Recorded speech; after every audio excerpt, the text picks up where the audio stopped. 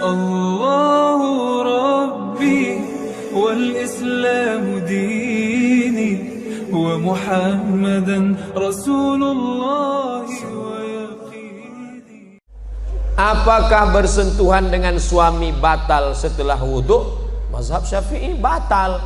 Oh, suami istri kan mahram. Mahramnya mahram karena nikah, bukan mahram karena syahwat. Kenapa dengan ibu dengan adik nggak batal?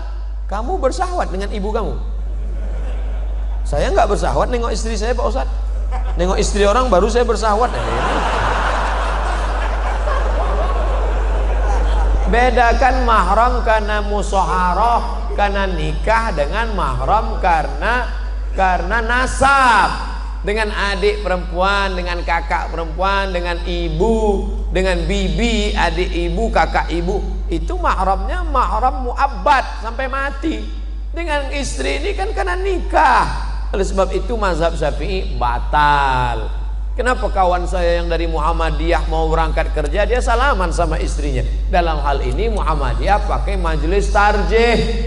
Majelis tarjih Muhammadiyah mentarjihkan mazhab Maliki. Kalau bersahwat batal, nggak bersahwat nggak batal.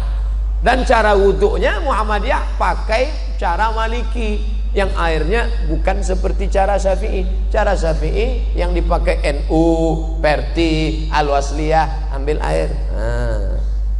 Habis itu ambil air lagi untuk telinga. Nah itu kalau Maliki enggak, itu yang dipakai Muhammadiyah. Semua rambutnya basah satu kali nyambung ke telinga. Basah.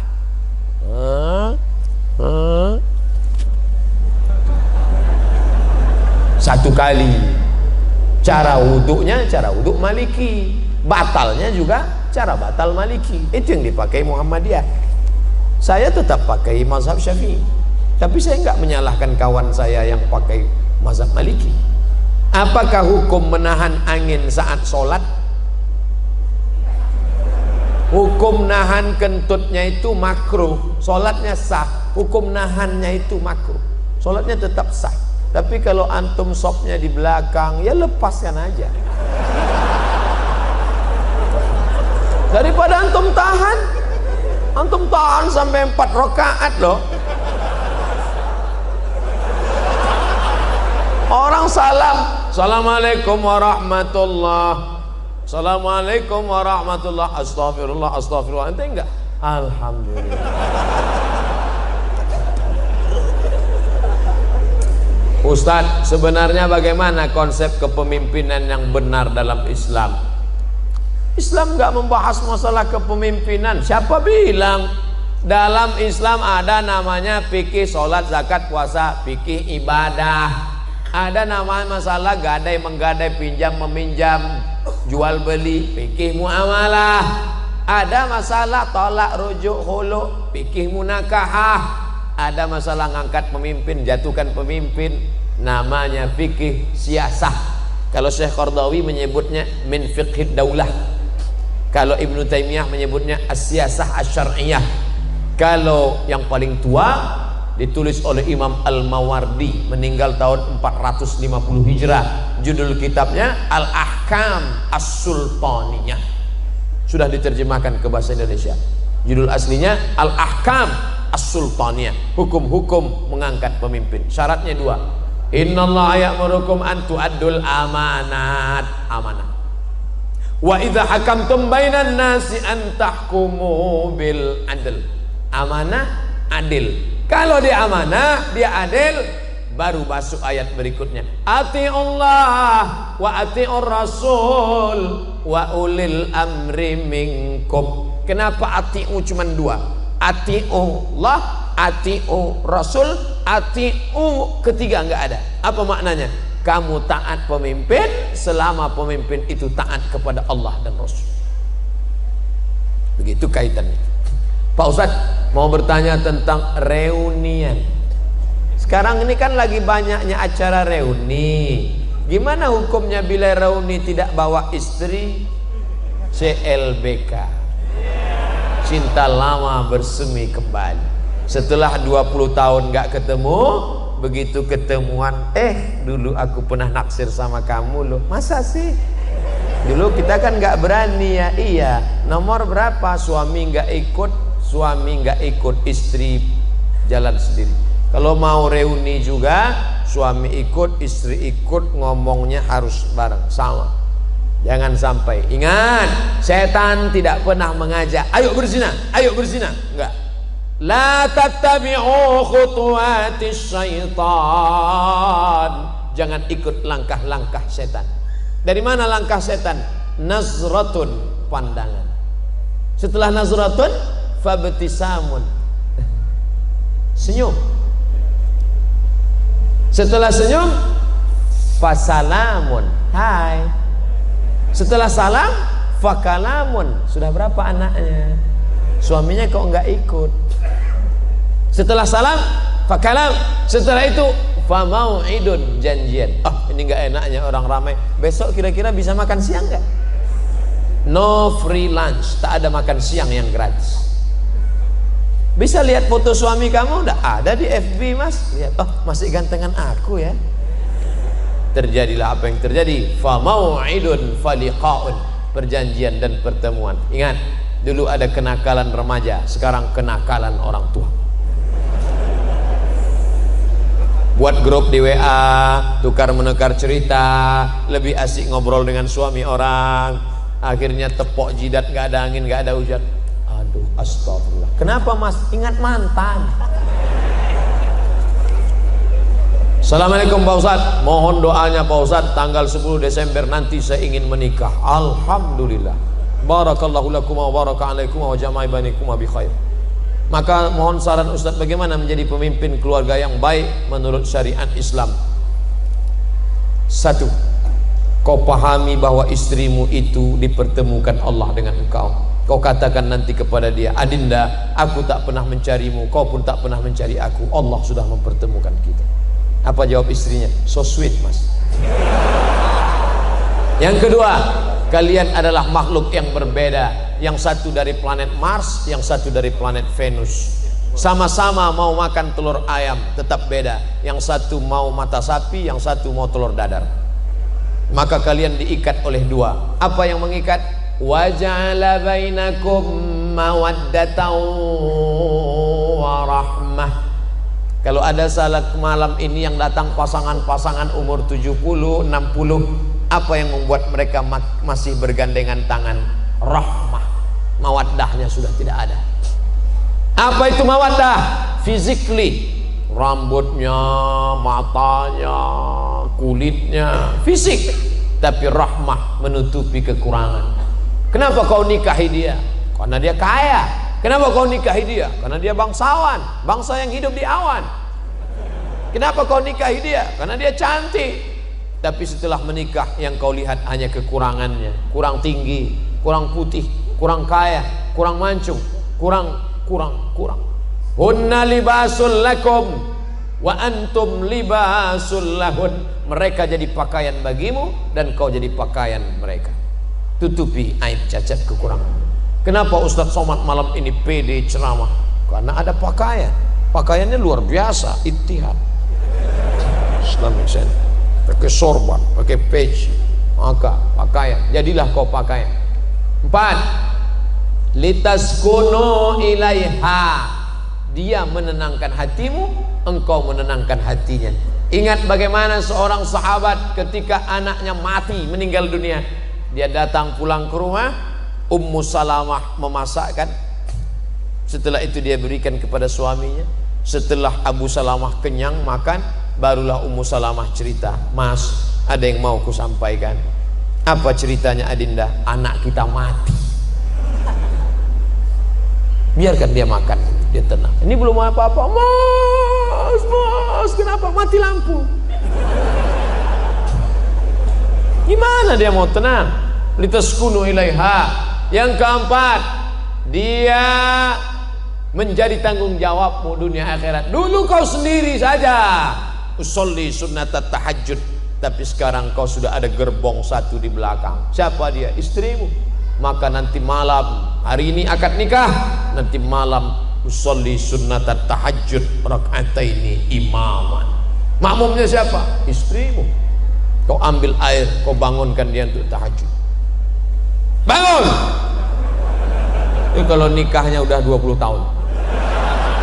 Tapi bagi yang baru nikah kemarin, oh, wake up my honey, wake up my darling. Wah, dia bentang gelar sajadah di depan. Apa judul kita malam ini? Di bawah mihrab cinta. Allahu Akbar. Sampai salam nggak bunyi.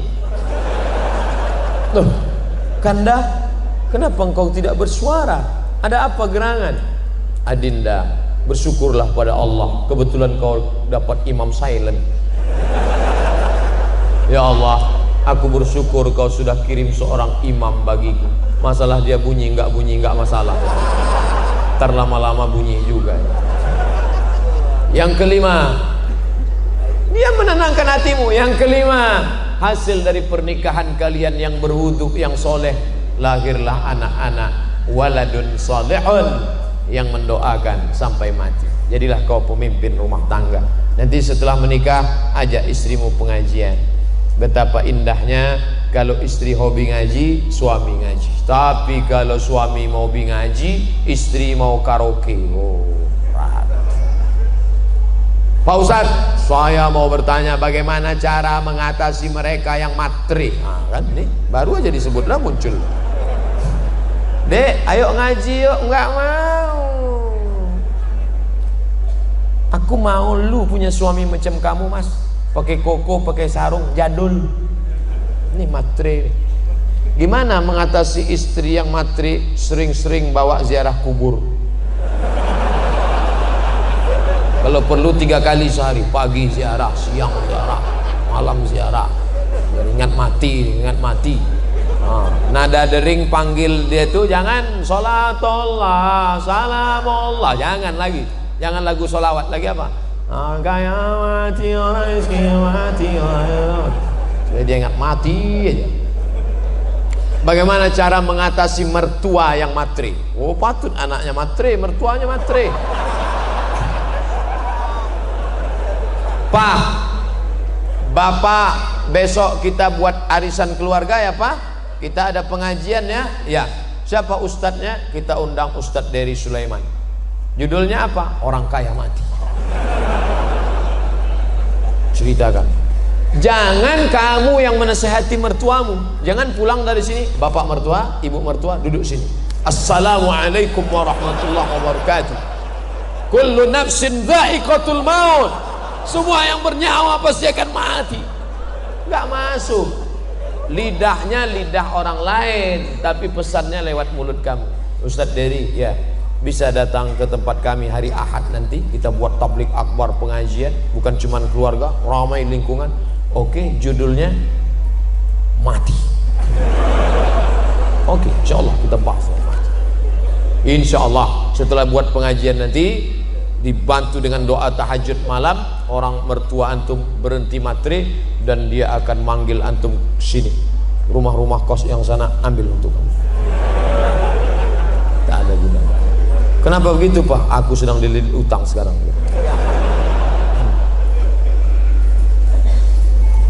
Assalamualaikum Pak Ustadz. Waalaikumsalam warahmatullahi wabarakatuh.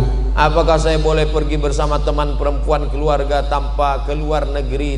Apa boleh saya pergi bersama teman perempuan keluar negeri tanpa mahram? Enggak.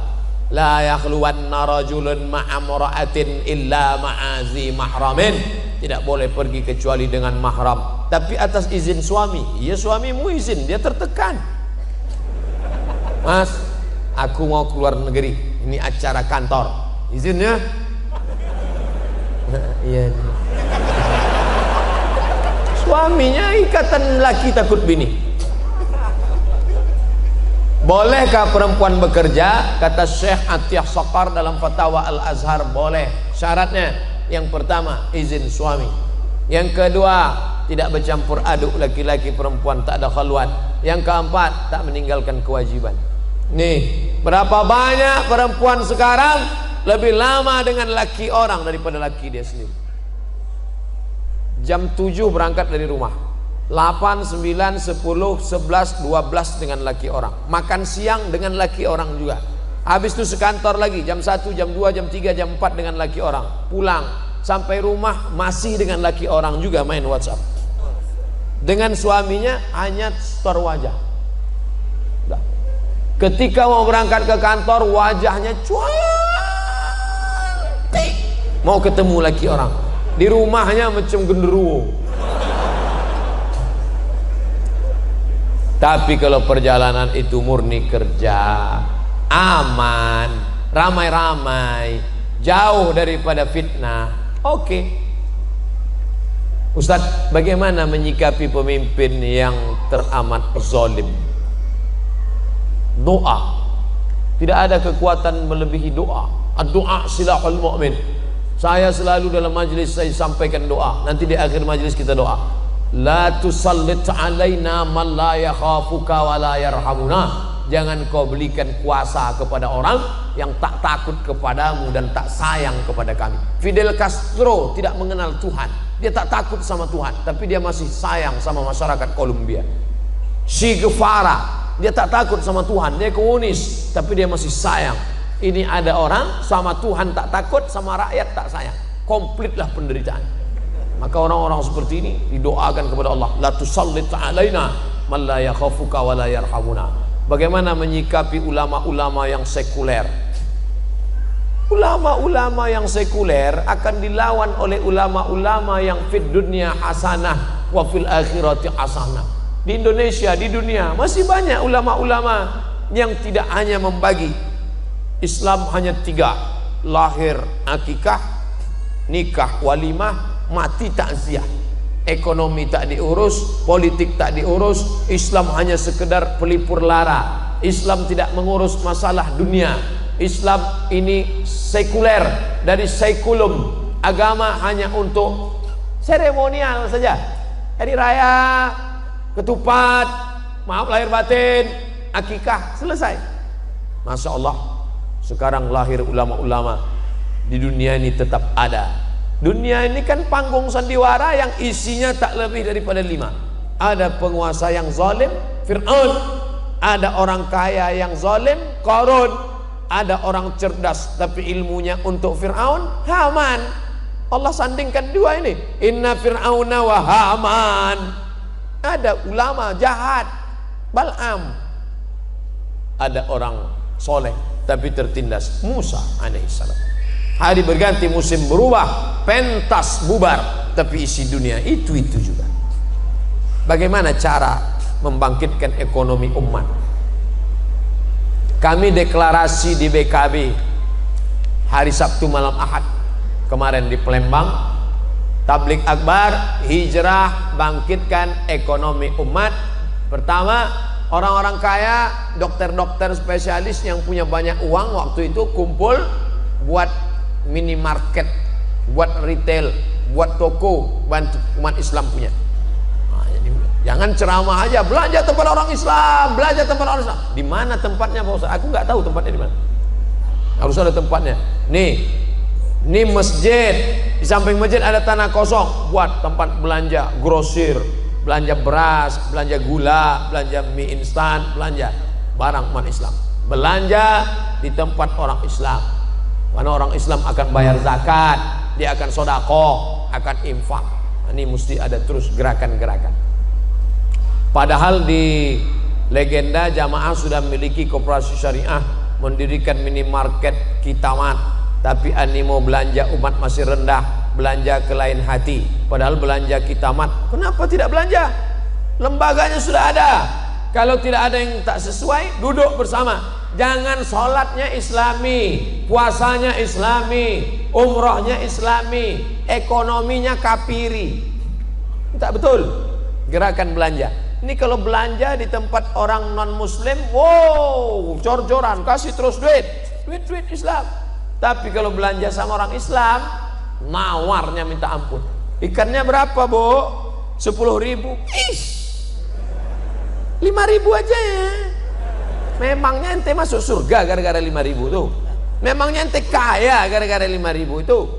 Tapi kalau sama orang lain 50.000 dia tak terasa. Saya mau bertanya, lebih baik nikah dulu baru mapan atau mapan dulu baru nikah?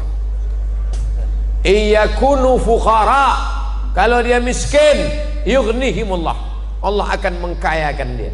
In ja'akum, kalau datang laki-laki ke rumah kamu, hai para bapak-bapak yang punya anak gadis, kalau datang laki-laki kepada kamu ingin meminang anakmu, adikmu, tardawna dinahu, akhlaknya baik, agamanya baik, wa khuluquhu fazawwijuhu, nikahkan dia.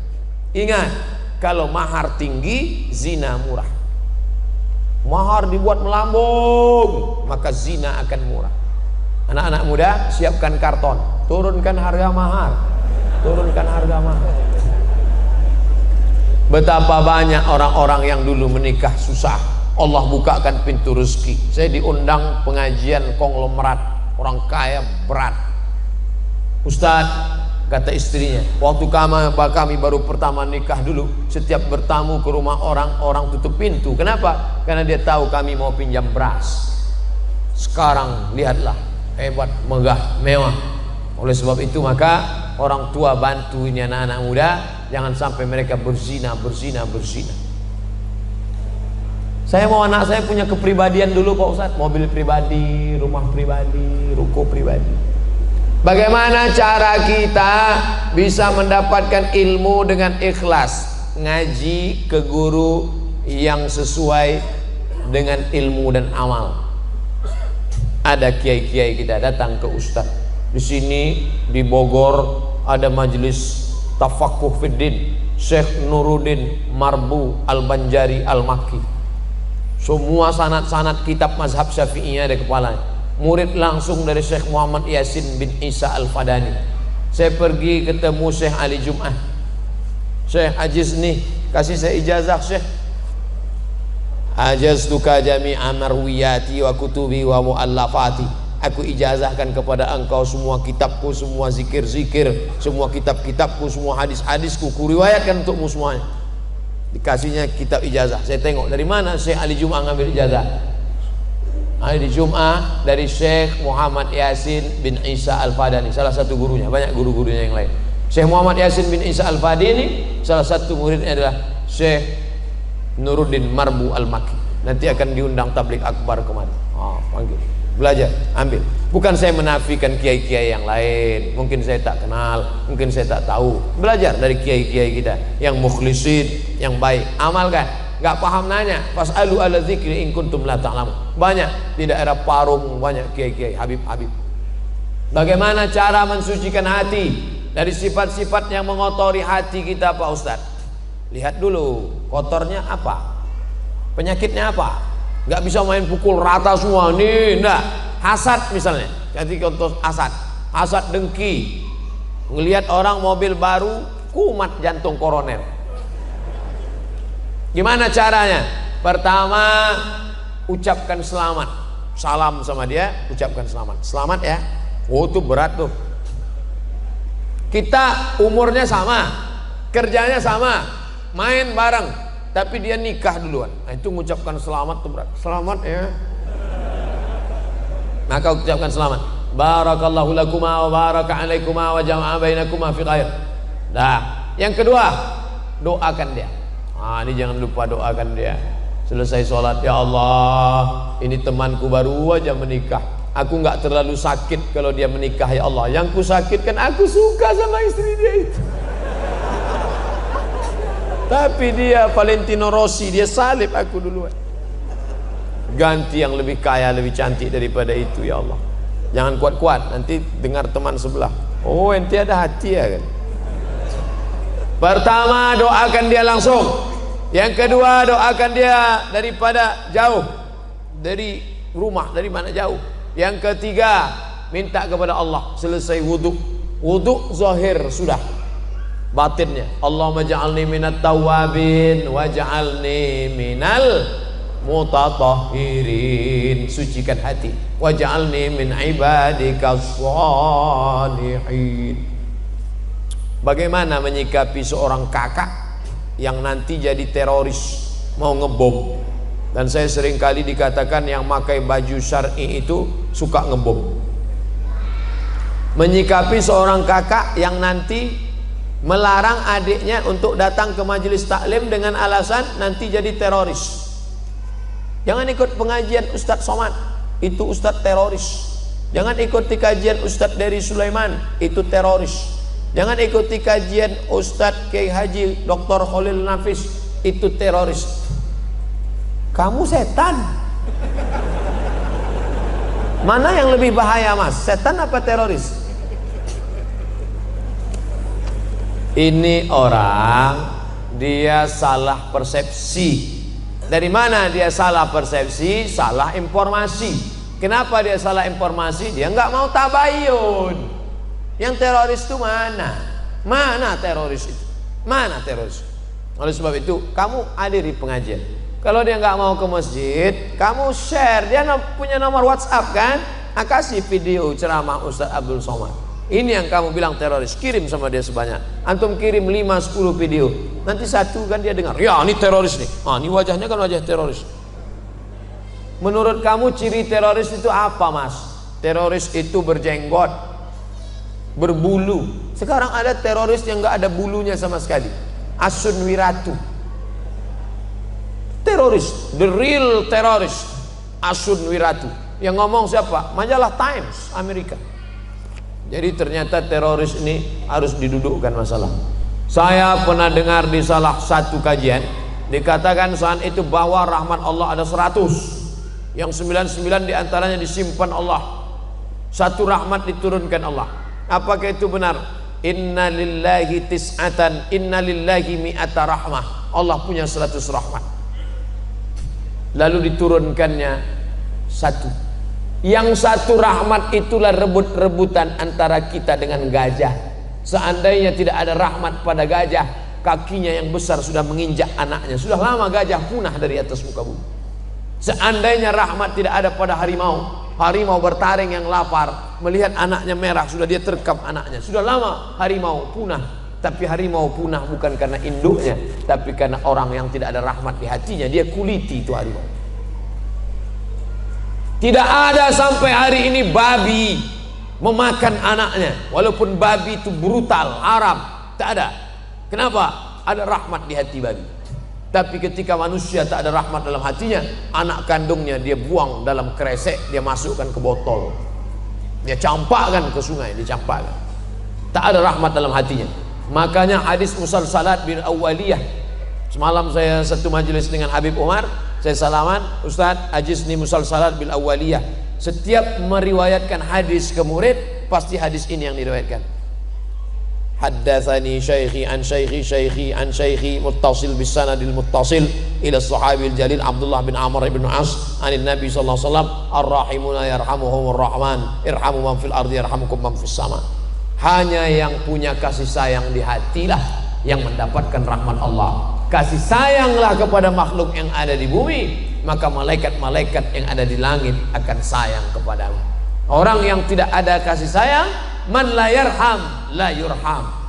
Kita melihat pemabuk, pezina, pemerkosa, bukan marah, kita kasih sayang, kasihan sama dia. Ente, saya kasihan nengok ente masuk neraka jahanam, aku mau selamatkan ente. Maka bawaannya bukan ponis. Nahnu du'an la qudat. Kita ini dai, ngajak orang ke surga, bukan hakim yang pakai padu neraka. Kita ini dai, mengajak orang. Ud'u ila sabili rabbik, ajak orang ke jalan Allah bil hikmah, dengan kata-kata santun, wal mau'izatil hasanah, dengan suri tauladan yang baik. Ternyata tadi baru jilid 1. Andai dia perlu didebat, debat dia. Seperti Ustadz Ihsan Mokoginta, seperti Zakir Naik, debat dia. Billati ya ahsan, dengan cara yang santun. Bagaimana hukumnya menikahi keponakan dari jalur ayah? Saya laki-laki, adik saya laki-laki, adik saya perempuan, adik saya laki-laki punya anak perempuan, saya nikahi dia, nggak boleh, karena dia ponakan saya. Uriman alaikum ummahatukum, mak kamu, wa banatukum, anak kamu, wa akhawatukum, saudari kamu perempuan, wa ammatukum, adik atau kakak ayah kamu, wa akhawakhalatukum, adik atau kakak bibi dari ibu kamu, Wa banatul akhi. Nah, ini enggak boleh. Tak boleh kamu menikahi anak saudaramu. Wa banatul ukhti. Tak boleh kamu menikahi anak saudarimu. Itu ponakan kamu, enggak boleh kamu nikahi. Macam enggak ada aja perempuan lain. Banyak perempuan serak-serak di jalan. Pak Ustaz, bagaimana kalau saat tawaf batal wudhu karena bersentuhan dengan lawan jenis saat berdesakan? Andai antum berpegang ke mazhab Syafi'i sekalipun nggak batal. Kenapa? Darurat tawaf. Dalam mazhab Syafi'i pun nanti kalau ada ustadz yang ngajarkan harus pindah mazhab Maliki supaya nggak batal. Nggak perlu pindah mazhab. Walaupun pindah mazhab itu khawatirnya nanti main-main mazhab ini jatuhnya tetap rukhas. Tetap mazhab Syafi'i karena darurat tawaf tetap tidak membatalkan. Jaga, tutup pakai kain semua, kain ihramnya tutup semua. Kaki tetap nginjak.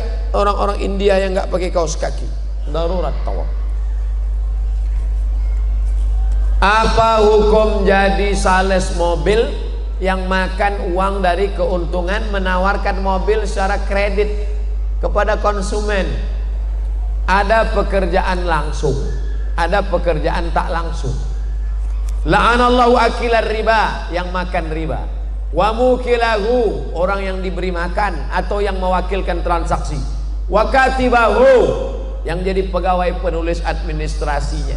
Wa syahidaihi, yang jadi dua saksinya. Kulluhum sawa. Yang ngajak-ngajak ke riba ikut jadi riba. Dia ngajak ke riba, ayo riba, ayo riba. Naha Rasulullah an samanil kalbi, Rasul melarang jual beli anjing. Wa mahril baghi, hasil prostitusi, PSK. Wa hulwanil kahin, upah dukun. Dukun kena juga, termasuk majalah-majalah, koran-koran iklan dukun. Bentuknya macam ustadz casing, isinya dukun, penasehat spiritual, hantu. Solusinya apa Pak Ustaz? Apa harus kita keluar? Cari rezeki yang halal. Allahumma aghnina bihalalika an haramik. Cukupkan kami dengan yang halal sehingga kami tak terjebak pada yang haram. Apakah bentuk larangan kata jangan dalam Quran memiliki arti yang sama seperti jangan kamu makan babi? Apakah sama dengan janganlah kamu bersedih? Ini dibahas dalam ilmu usul fikih. La ta'kulur riba, jangan kamu makan riba, dengan ayat la tadkhulu buyutan ghaira buyutikum hatta tasta'nisu wa tusallimu ala ahliha. Sama ndak la di sini tufidul haram dengan di sini tufidul karahah? Maka di situ dibahas dengan ilmu namanya usul fiqih. An-nahyu lit tahrim atau lil karahah, al-amru lil wujub atau lin nadab. Nah, itu dibahas dalam ilmu namanya usul fikih. 2 SKS, 16 tatap muka, potong mid semester, potong tatap muka pertama, potong tatap muka terakhir, libur hujan 2 hari, banjir 2 hari. Baca, jangan lagi harapkan di lokal. Ngaji, minta sama Kiai Haji Dr. Khalil Nafis, kami mau ngaji daurah usul fikih 3 hari, dari pagi sampai siang sampai sore, usul fikih kaji, minta ngaji sama Kiai. Pak Kiai datang ke pondok-pondok, minta ngaji usul fikih. Halal, haram, makruh, mubah, itu produknya. Mesin yang memproduk itu apa? Usul fikih. Kitab usul fikih yang paling tua ditulis oleh Imam Muhammad bin Idris Asy-Syafi'i. Nama kitabnya Ar-Risalah. Yang menulisnya muridnya namanya Rabi Al-Muradi. Rabi, ta'al, sini Rabi, tolong tulis risalah. Rabi pun mengambil pena, dia tulis risalah 300 halaman tanpa laptop. Seperti apa beda tingkatan keimanan? Apa boleh menafsirkan Quran sendiri tanpa bimbingan guru? Man qala fil Quran bi ra'yih, siapa yang berani menafsirkan Quran dengan pendapatnya sendiri, faqad akhta'a, maka dia sudah terkeliru. Maka tafsir dibagi 2, tafsir bil ma'thur, tafsir bil ra'yi. Bil ma'thur dibagi 4, ayat dengan ayat, ayat dengan hadis, ayat dengan pendapat sahabat, ayat pendapat tabi'in. Bil ma'thur terbagi dua, bil ghairil ma'thur terbagi dua, bil ra'il mahmud, bil ra'il mazmum. Maka yang mahmud terpuji boleh, yang mazmum tercela, maka mesti berguru. Man la syaikha lahu fasyaitanu syaikhuhu. Siapa yang tak berguru, setan gurunya. Hadisnya sahih tapi pemahamannya sakim karena dia tak berguru. Seperti apa beda tingkatan iman jamaah biasa dengan ulama zaman seperti antum? Ana bukan ulama, ana ustad. Kan sudah dibilang tadi ustad. Seberapa jauh lagi beda keimanan dengan imam 4 mazhab. Al-iman yazid wa yanqus. Iman itu bertambah dan berkurang. Maka kalau mau dibandingkan iman, seandainya ditimbang iman Abu Bakar dengan iman umat ini, tak bisa setengahnya, kata Nabi SAW. Yazid bertambah, ngumpul dengan orang baik, bersama orang baik. Yazid di tempat yang baik. Yanqus, kumpul dengan orang tak baik, membahas yang tidak baik. Di tempat yang tak baik, no signal. Oleh sebab itu sering-sering bersama orang baik. Iman Abu Bakar paling tinggi, iman Sayyidina Umar. Oh, ma salaka Umar fajjan qatu illa salaka syaitanu fajjan ghaira fajjika. Kalau Umar lewat di suatu jalan, setan akan mutar di jalan yang lain. Takut dia saking hebatnya iman Umar. Kalau kita satu trayek, satu oplet sama setan. Oleh sebab itu maka kita pertebal, kita perkuat iman dengan banyak-banyak ibadah kepada Allah, menguatkan tauhid sifat 20, wujud, qidam, baqa, mukhalafatul awadis, qiyamu binafsi, wahdaniyah, ngaji sama kiai, ngaji sama buya. Lalu setelah itu kemudian memperkuat dengan amal, karena iman tanpa amal tak tumbuh, dia mati, dia sama seperti benih yang tak tumbuh. Ila ustazinal karim Abdus Somad, dumtum fi khairin wa barakah, amin ya rabbal alamin. Apa saja langkah-langkah yang seharusnya ditempuh bagi seorang mahasiswa yang akan belajar ilmu perbandingan mazhab? Pertama, dalami dulu mazhab Syafi'i. Dari mulai yang bawah, Matan Abi Syuja, lalu kemudian kitab-kitab bawah, I'anatul Talibin, Fathul Qarib, Fathul Mu'in, naik kemudian Mahalli, ke guru-guru kita masing-masing. Ada perbedaan sedikit antara mazhab Azhar dengan manhaj pondok-pondok di Indonesia, tapi rata-rata kitab itu yang dipakai. Lalu kemudian kitab Imam Nawawi, Raudatul Talibin, Al-Majmu' Syarah Muhazzab. Nah, ini kuasai dulu mazhab Syafi'i. Habis itu baru mazhab yang lain melalui kitab perbandingan mazhab. Yang paling tua ditulis oleh Ibnu Rushd, Bidayatul Mujtahid wa Nihayatul Muqtasid. Yang lebih sistematis, simple, yang zaman sekarang ditulis oleh Al-Jaziri, Al-Fiqh 'alal Madzahibil Arba'ah. Yang lebih besar lagi, lebih banyak, lebih cabangnya lebih komplit, ditulis oleh Syekh Wahbah Zuhaili, Al-Fiqhul Islami wa Adillatuh, Islamic Jurisprudence and Evidence. Nah, ini perbandingan mazhab. Kuasai tapi berguru tetap. Kalau nggak paham nanya, Syekh, Ustadz, apa sih kaul azhar, kaul zohir, kaul sohih, kaul asoh? Istilah-istilah mazhab itu dibahas di muqaddimah kitab Al-Fiqhul Islami wa Adillatuh. Jangan baca terjemah. Jangan baca terjemah. Untuk pemahaman umum oke, tapi kalau untuk mengajar tak bisa terjemah. Harus baca kitab aslinya. Bapak-bapak ibu yang untuk diri sendiri tak masalah, baca buku terjemah. Tapi kalau untuk mengajar, karena banyak kata-kata yang mewakili satu kata bahasa Arab punya 10 wajah, yang bisa diucapkan si peterjemah satu, padahal kata-kata itu punya wajah yang lain. Apakah dengan menikah yang kita statusnya masih seorang mahasiswa itu akan memberikan semangat dalam belajar, atau malah sebaliknya? Saya nggak tahu, karena saya setelah tamat baru nikah. Tanyalah sama ustadz-ustadz yang ketika kuliah dia nikah dan sukses, punya pengalaman. Bagaimana menurut pandangan Pak Ustadz? Ini kan ilmu bukan teori. Nanti saya katakan kamu nikah aja, nanti makin nikah IP kamu bisa 4, tahu-tahu IP-nya 2,0. Ustadz dulu, oh saya setelah selesai. Saya selesai kuliah, selesai S1 di Mesir, selesai S2 di Maroko, pulang baru menikah. Tapi kalau antum, kemarin saya ke Mesir, banyak mahasiswa-mahasiswi, orang tuanya mapan, boleh nggak kami nikah Pak Ustaz? Oke. Terus belanjanya gimana? Gabungkan antara kiriman bapak kamu sama bapak dia. Bapak-bapak kan jadi banyak.